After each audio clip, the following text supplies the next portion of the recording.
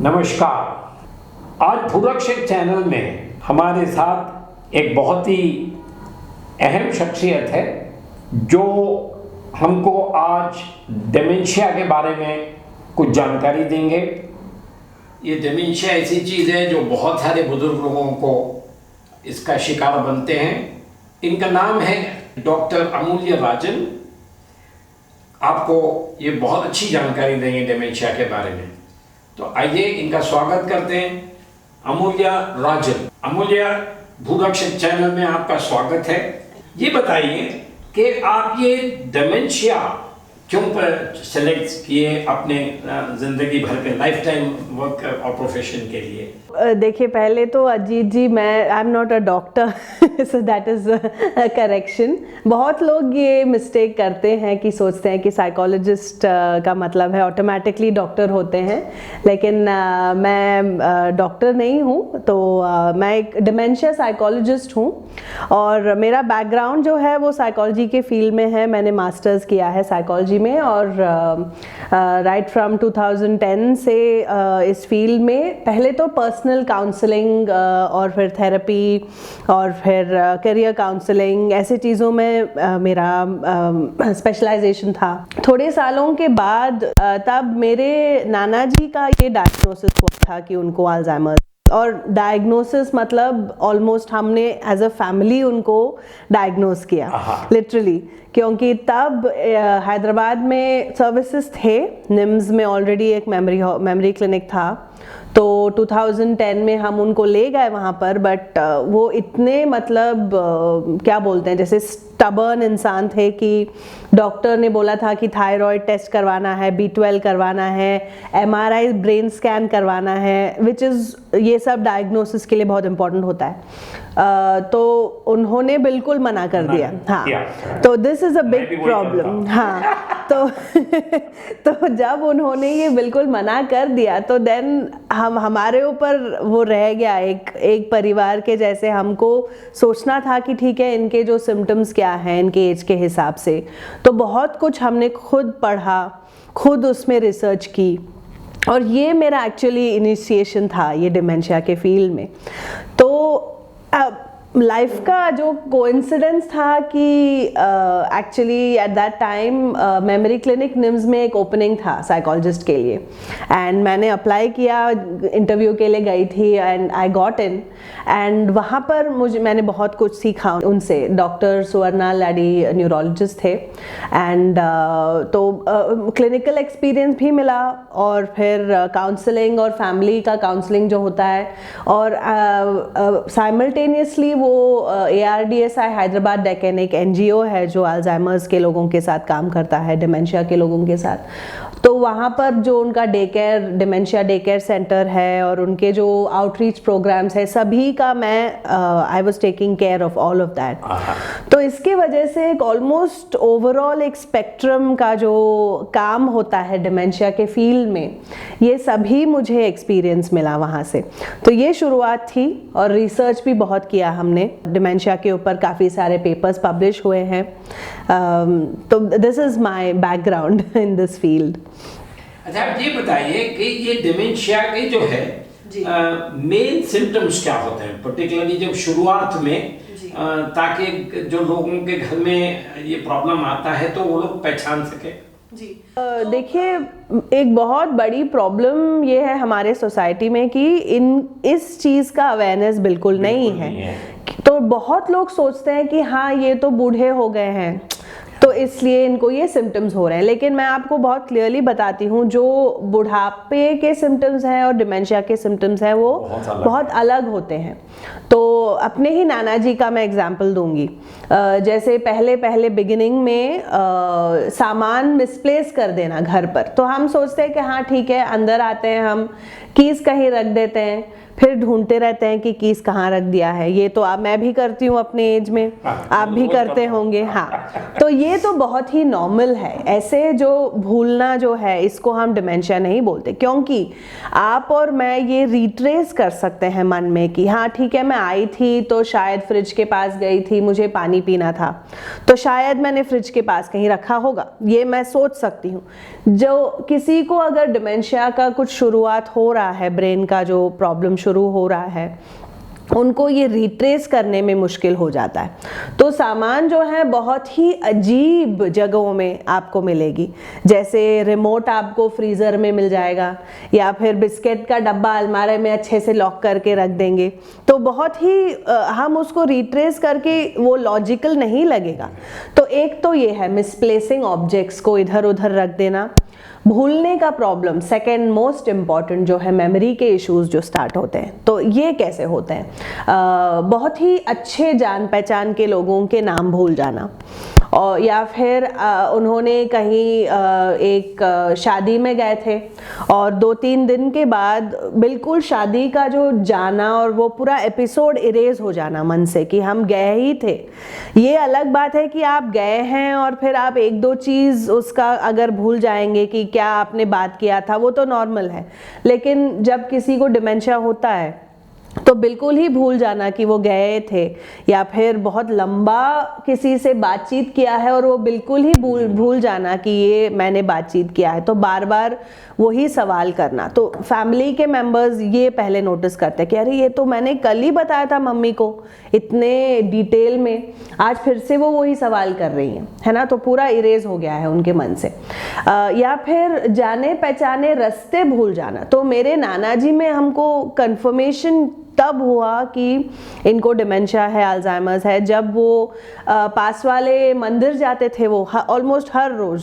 सो वो last 10-15 years से जा रहे हैं वो रास्ते पर, विच इज़ हार्डली हमारे घर से शायद 500 मीटर दूर में है वो। तो एक दिन वो हम शाम को हम वेट कर रहे हैं कि आएंगे, वेट कर रहे 1 घंटा हो गया, 1.5 घंटा हो गया, वो आए ही नहीं। तो then my mother and me हम जाके ढूंढने लगे कॉलोनी में कि कहाँ पर हैं। फिर हमने देखा कि वो घूम घूम के वहीं पर चक्कर लगा ले थे कि घर का रास्ता वो भूल गए उस दिन।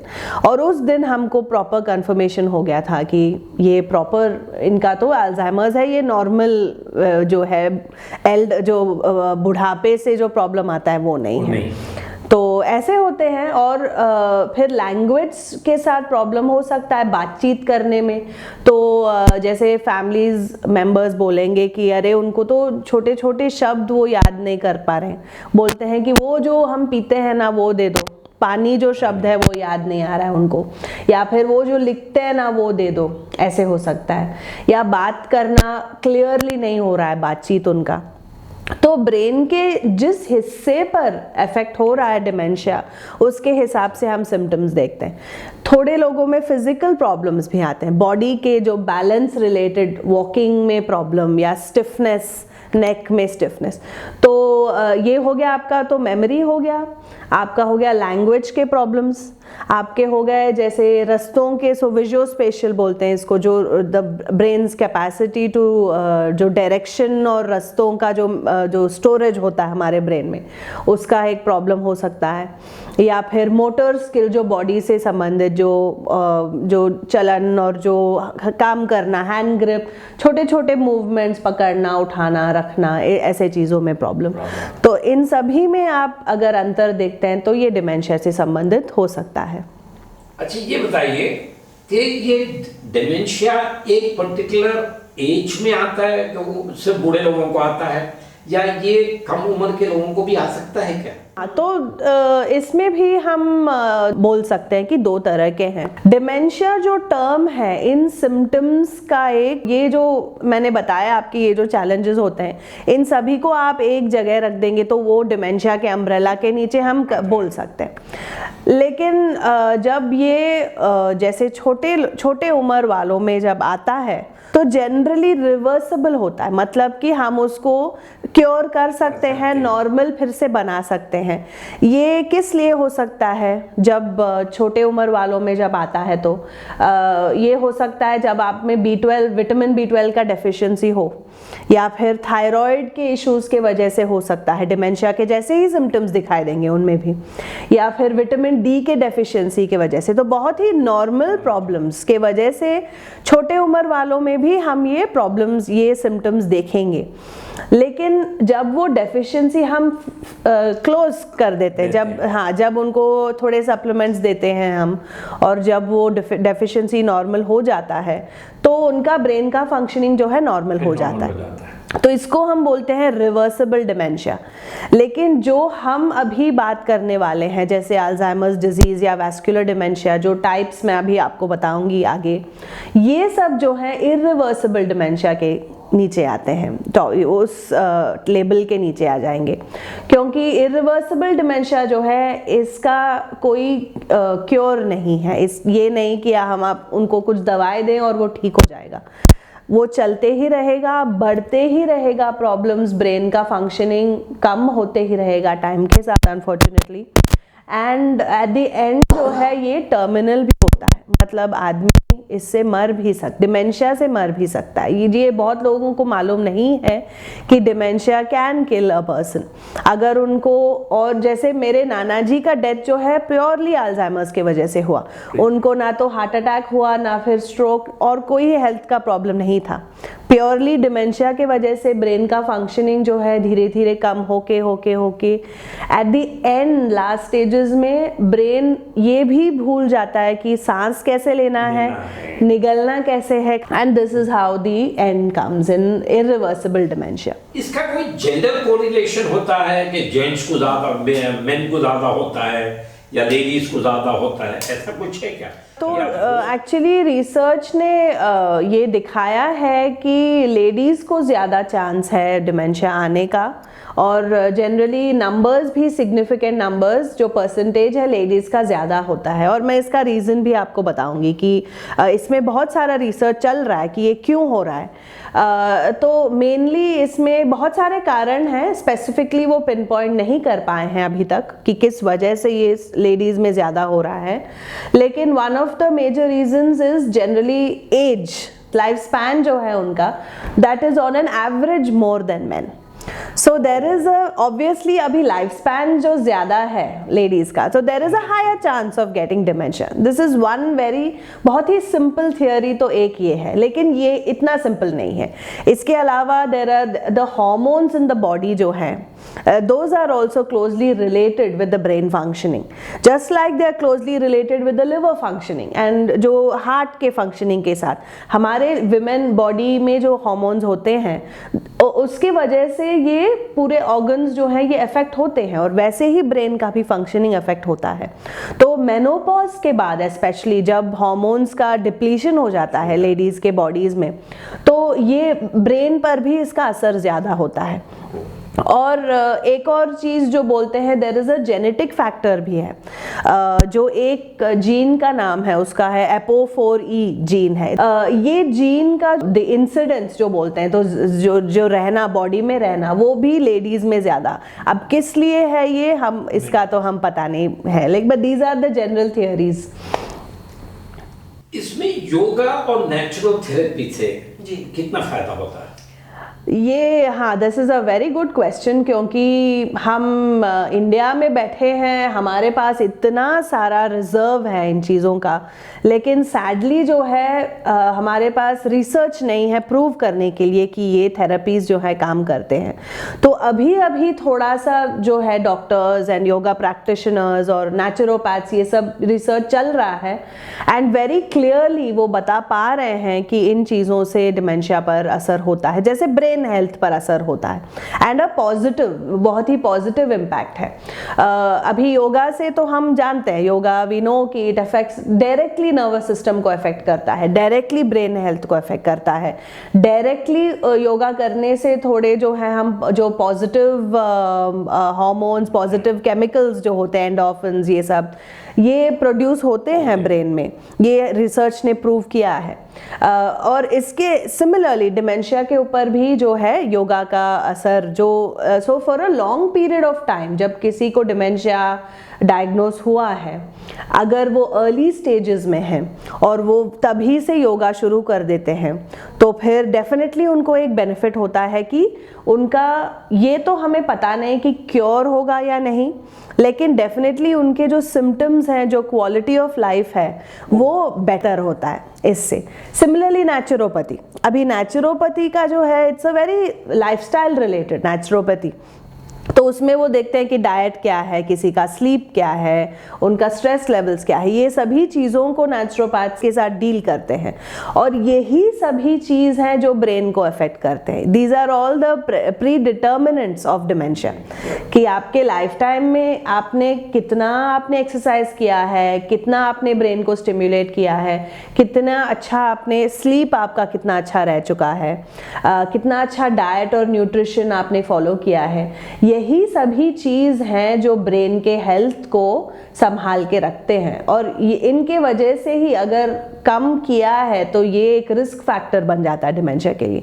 तो सिमिलरली जब रिस्क फैक्टर है तो प्रोटेक्टिव भी है, तो naturopathy automatically it works. Yoga से लोग समझते हैं खाली आसन और प्राणायाम। योगा का मतलब जो है, जो मेडिटेशन और आदि दूसरे भी उसके अंग हैं, वो भी काफी अहम रहते हैं। मैं खुद मेडिटेशन करता हूँ, पर्टिकुलरली योगा निद्रा में मैं देखता हूँ बहुत फायदा होता है। I'm also a yoga practitioner, so as I should have mentioned, you're a trainer, yoga I'm trainer. a yoga trainer. Yeah. Yes, I'm a yoga trainer. तो डेफिनेटली प्राणायामा का महत्व, मेडिटेशन का महत्व, एंड ये जो यमा और नियमा बोलते हैं जो योग सूत्रास में दिए गए हैं, you know, these are practices in life, जो आपके बिहेवियरल प्रैक्टिसेस हैं, your way of interacting with other people, ये जो चीज़ है मेनली हमारे लिए बहुत ही बेनिफिशियल होते हैं। आसना तो एक ही अंग है, जो अष्टांग योगा है उसका एक अंग है, उसमें से 8 अंगों में से एक है बस। तो yes, this is a very important question जो आपने किया है। कई लोग जो है इस दुविधा में रहते हैं कि पेशेंट को घर में रख के देखभाल करें या किसी संस्था में जो उसमें स्पेशलाइज होती है। बिल्कुल। आपके ख्याल में कौन सा ज्यादा ठीक रहता है? हाँ, तो ये बहुत ही कॉम्प्लिकेटेड सवाल हो गया, क्योंकि देखिए डिमेंशिया जो बीमारी है ये ब्रेन को अफेक्ट करता है, जैसे मैंने बोला है ऑलरेडी।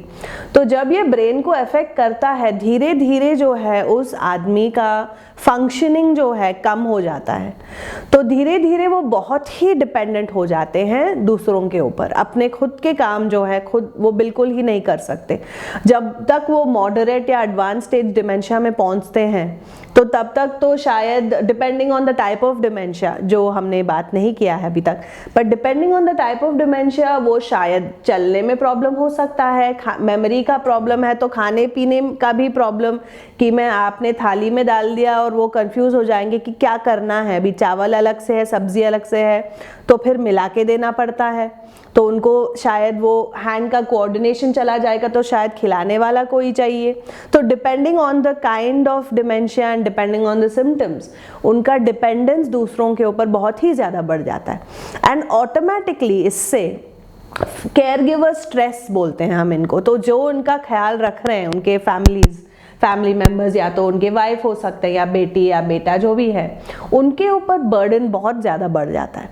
तो घर में एक जिनका डिमेंशिया है उनका देखभाल करना और किसी भी बीमारी से ज़्यादा टैक्सिंग है, ज़्यादा चैलेंजिंग है जी, क्योंकि यहाँ तो ना तो सिर्फ फिजिकल है प्रॉब्लम, मेंटल, इमोशनल, उनके बिहेवियर के प्रॉब्लम्स, अग्रेशन हो सकता है, नींद नहीं आ सकता है उनको शायद, या फिर बात करने में प्रॉब्लम है तो वो बता नहीं सकते आपको, एक्सप्रेस नहीं कर सकते हैं। तो इट्स अ कंप्लीट, बहुत ही सारे इश्यूज के वजह से ये हो जाता है। तो तब हमको क्वेश्चन आ जाता है कि ठीक है कि हम इनको अभी घर पे रखें या फिर किसी रेजिडेंशियल फैसिलिटी में हम डालेंगे, तो वहां पर जो ट्रेन्ड अटेंडर्स हैं उनका देखभाल कर पाएंगे। तो ये डायलेमा हो जाता है। अभी बहुत सारे फैमिली सोचते हैं कि नहीं हम घर में ही रखेंगे, क्योंकि कल्चरली इंडिया में इट इज नॉट येट, हम सोचते हैं कि बुरा लगता है, बड़ों को घर में रखना चाहिए, उनका ख्याल हमें खुद करना चाहिए।